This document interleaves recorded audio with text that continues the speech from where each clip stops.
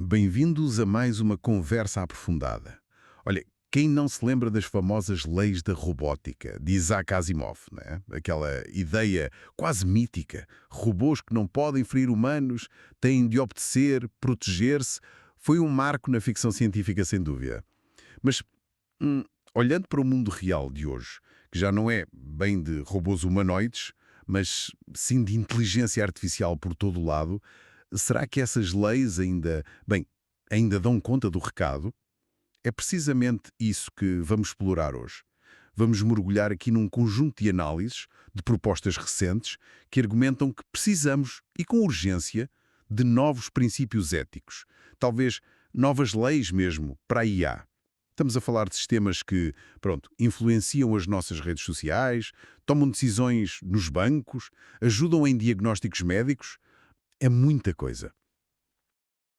Como é que a gente garante que isto opera de forma justa, segura e que se consiga perceber o que estão a fazer? As fontes que temos aqui, elas refletem sobre estes desafios éticos de hoje, não é? Apontam onde é que abordagens clássicas, tipo Asimov, ficam curtas. E o que é que se propõe para o futuro? Ok, vamos lá então. Desempacotar isto. A nossa missão aqui é perceber porque é que as regras antigas talvez já não sirvam e explorar as ideias concretas que estão em cima da mesa para guiar a IA de uma forma mais hum, responsável. Para começar, Asimov focou-se muito na proteção física, no dano direto, certo? Uhum.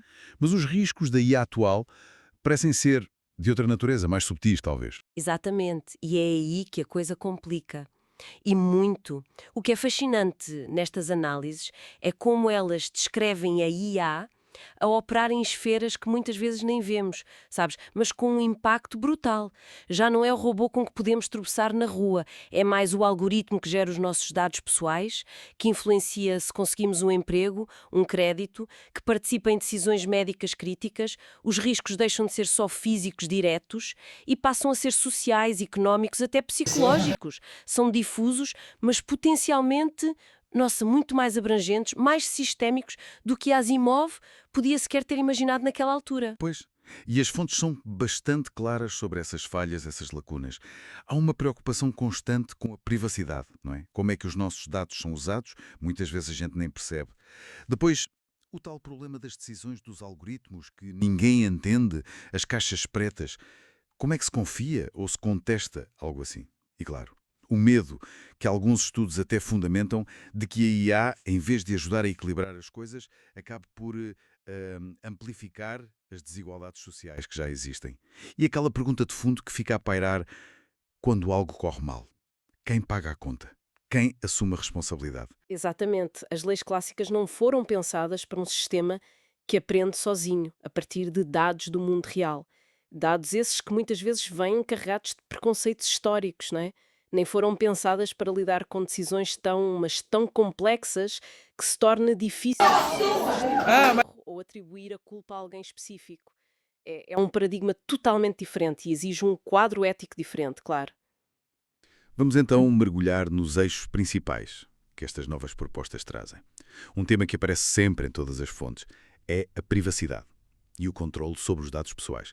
Uma das análises até usa aquela expressão forte que os dados são o novo petróleo, muitas vezes explorados sem a gente saber. Que tipo de controlo, assim, concreto, é que estas propostas sugerem para devolver o poder às pessoas? Olha, as propostas convergem em princípios bastante claros, sim. Primeiro, a recolha e o uso de dados pessoais pela IA tem de se basear num consentimento que seja mesmo explícito, informado e específico para finalidades bem definidas, limitadas ao estritamente necessário. Quer dizer, chega daquele consentimento vago, escondido nos termos e condições que ninguém lê, né? Segundo, e isto talvez seja o mais importante, é garantir o direito efetivo das pessoas de aceder aos seus dados, de os corrigir, de pedir para apagar o tal direito a ser esquecido ou de restringir o seu uso. No fundo, é tentar reequilibrar aqui a balança de poder. Reconhecer que os dados pessoais não são só um recurso económico, pronto, são uma extensão da nossa identidade, da nossa autonomia. Se pensarmos nos modelos de negócio de muitas empresas de tecnologia, que as fontes também analisam, claro, e que dependem precisamente dessa recolha massiva de dados, as propostas falam desse conflito? Falam sim. E reconhecem que existe essa tensão. Não há soluções fáceis, né? O que se propõe não é necessariamente acabar com modelos baseados em dados, mas sim torná-los muito mais transparentes e sujeitos a escrutínio. Sugerem-se, por exemplo, mecanismos de auditoria independente, certificações para sistemas que respeitem a privacidade e sanções a sério para quem não cumprir.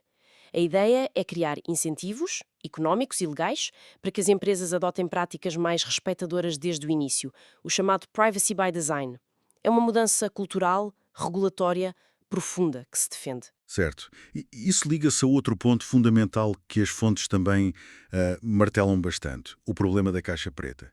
Se uma IA recusa um crédito, ou até, sei lá, influenciou uma decisão num tribunal, como é que as fontes sugerem que a explicação devia ser na prática? Porque um relatório técnico super complexo não resolve nada para o cidadão comum, pois não? Claro que não resolve. A exigência aqui vai além da mera transparência técnica, sabe? Fala-se em explicabilidade significativa. As decisões automáticas que têm impacto real na vida das pessoas devem ser, na medida do possível, compreensíveis para quem é afetado. As propostas sugerem diferentes níveis de explicação, desde informações sobre os dados usados, a lógica geral do algoritmo, até a capacidade de simular cenários alternativos, tipo o que teria acontecido se. E o crucial é que a decisão tem de ser auditável por entidades independentes e contestável pelos indivíduos. Sugere-se mesmo a criação de canais de recurso, claros, acessíveis, onde as pessoas possam pedir uma revisão da decisão, talvez até por um humano. Portanto, não é só saber o quê da decisão, mas ter ferramentas mesmo para entender o porquê, o como e poder reagir se algo parecer injusto. Percebo. Essa falta de transparência também pode esconder outro problema grave que as fontes destacam: o viés algorítmico, a discriminação. Como é que as fontes mostram que a IA pode, na verdade, piorar a discriminação? Olha, esse é um dos riscos mais insidiosos mesmo. As IAs aprendem padrões a partir dos dados com que são treinadas. Se esses dados refletem preconceitos históricos, sociais, e muitas vezes refletem, porque o mundo real tem esses preconceitos, não é? Subrepresentação de mulheres em certas áreas, associações injustas baseadas em etnia ou código postal, etc. A IA pode não só aprender esses vieses, mas aplicá-los de forma consistente Sistemática. e é a larga escala, muitas vezes sem que a gente se aperceba. As propostas, por isso, enfatizam a necessidade de uma abordagem proativa para a justiça e a não discriminação.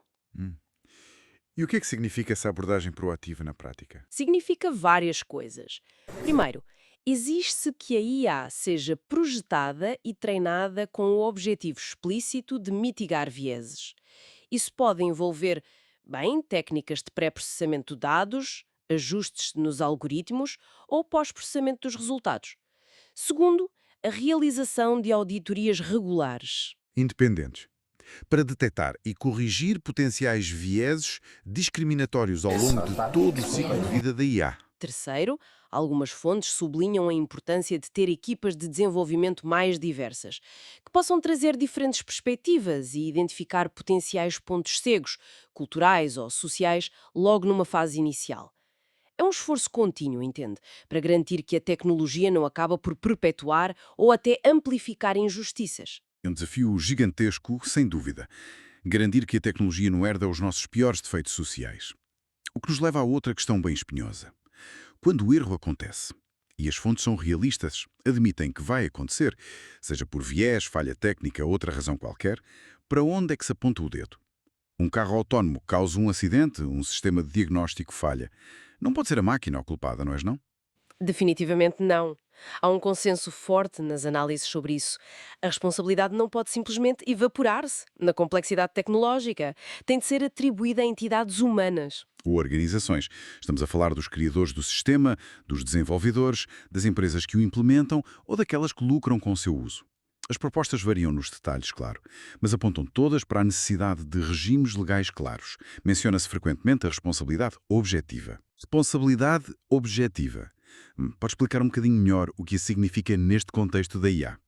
Claro, Responsabilidade objetiva, ou strict liability, como se diz em inglês, significa que a responsabilidade por um dano causado pela IA pode ser atribuída à entidade responsável, por exemplo, a empresa que a opera, mesmo que não se consiga provar culpa ou negligência direta dessa entidade. Basta demonstrar que o dano ocorreu e que foi causado pela operação da IA. A ideia é facilitar a compensação das vítimas, de que outra forma teria uma dificuldade enorme em provar exatamente onde e como é que ocorreu a falha num sistema tão complexo. Juntamente com isto, propõe-se a criação de seguros obrigatórios para sistemas de IA considerados de alto risco e, em alguns casos, até tribunais ou câmaras especializadas para lidar com estes litígios relacionados com IA, dada a sua especificidade técnica e ética. Entendido.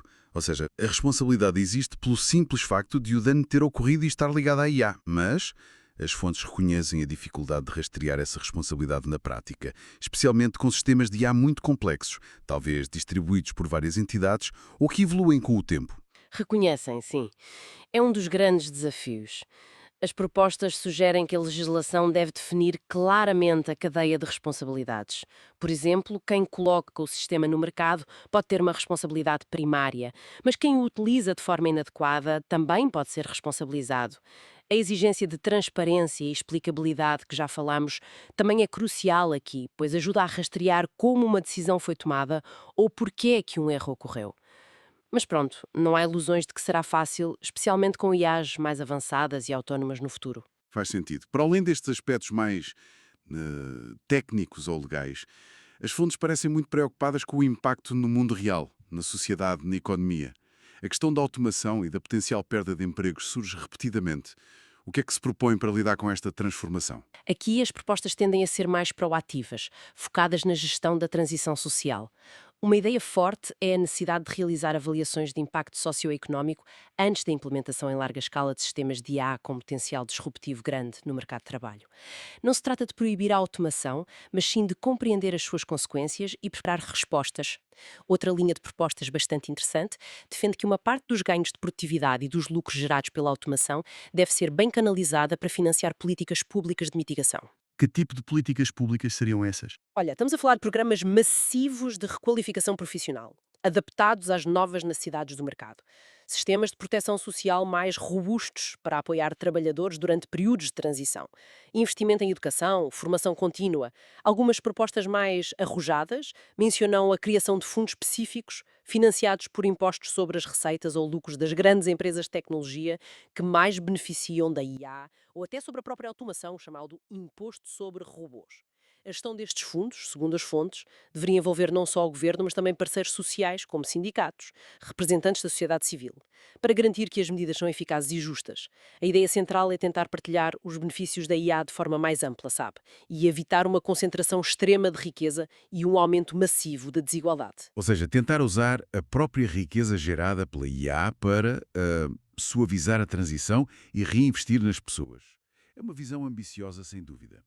Com todas estas novas ideias a surgir, privacidade, transparência, justiça, responsabilidade, impacto social, é interessante perguntar, as fontes sugerem simplesmente deitar fora o legado de Asimov ou há propostas para atualizá-lo, adaptá-lo a esta nova realidade? Curiosamente, algumas análises exploram precisamente essa via. Não descartar Asimov, mas reinterpretar ou expandir as suas leis. É uma perspectiva fascinante, de facto. Por exemplo, a primeira lei, não ferir um ser humano, poderia ser alargada para incluir danos não físicos, não prejudicar o bem-estar económico, social ou psicológico, não usurpar funções humanas essenciais de forma prejudicial, explicitamente respeitar os direitos humanos fundamentais. A segunda lei, obedecer ordens humanas, teria limites claros. Uma IA não deveria obedecer ordens que violem a primeira lei expandida, que causem caos social ou que visem torná-la independente do controle humano. E a terceira lei, autoproteção, seria explicitamente subordinada não só à proteção dos humanos individuais, mas também à proteção da estabilidade social e da primazia humana no controle da tecnologia. É uma forma de tentar construir sobre alicerces conhecidos, adaptando-os. Uma atualização das leis clássicas para riscos mais complexos, mais abrangentes. Interessante. Ok, temos estes princípios todos, estas ideias fortes, mas as fontes dão pistas sobre como transformar isto em realidade. como fazer com que estas leis ou diretrizes funcionem no dia-a-dia das empresas, dos cidadãos. Sim, as propostas não ficam só na teoria. Avançam com mecanismos de implementação, de fiscalização. Fala-se muito na criação de órgãos reguladores independentes, com conhecimento técnico e poder para fiscalizar e sancionar. As auditorias são vistas como cruciais, não só auditorias técnicas de segurança, mas especificamente auditorias de viés e de impacto nos direitos fundamentais, realizadas por entidades externas, certificadas. Propõem-se requisitos para interfaces de consentimento que sejam realmente claras, simples e que permitam a granularidade nas escolhas do utilizador. Canais acessíveis e eficazes para que os cidadãos possam apresentar queixas e contestar decisões automáticas são considerados essenciais e, claro, sanções que dissuadam mesmo, para incumprimentos graves. A transparência em todo o processo regulatório e a participação pública na definição das regras são também apontadas como vitais para a legitimidade e aceitação social destas normas. Então, o que é que tudo isto significa no fundo? O que é que retiramos desta análise? Fica claro que as velhas regras do jogo, pensadas por um futuro diferente, já não chegam. As fontes que exploramos convergem na necessidade urgente de um novo quadro de princípios para a IA. Princípios que coloquem a privacidade e o controle dos dados no centro, que exijam transparência e explicabilidade real, que promovam ativamente a justiça e a não discriminação, que estabeleçam linhas claras de responsabilidade humana e que tenham em conta, desde o início, o vasto impacto socioeconómico destas tecnologias. E isto não é uma discussão académica, distante. A IA já está a moldar subtilmente, e às vezes nem tanto, as nossas vidas. O que lemos, o que compramos, as oportunidades que nos surgem, a forma como interagimos. Perceber estas questões éticas e as tentativas de as regular ajudam-nos a ser cidadãos mais informados, mais críticos, neste mundo cada vez mais mediado por algoritmos. Exato. E talvez fique uma reflexão final, uma pergunta que várias fontes levantam, ainda que implicitamente. Temos todas estas propostas, princípios que parecem fazer sentido em muitas culturas, muitos contextos. Mas será que vamos conseguir alcançar um consenso global sobre estas regras éticas para a IA? Dadas as profundas diferenças culturais, políticas, económicas nos sistemas jurídicos entre países, é realista esperar um conjunto único e universal de leis?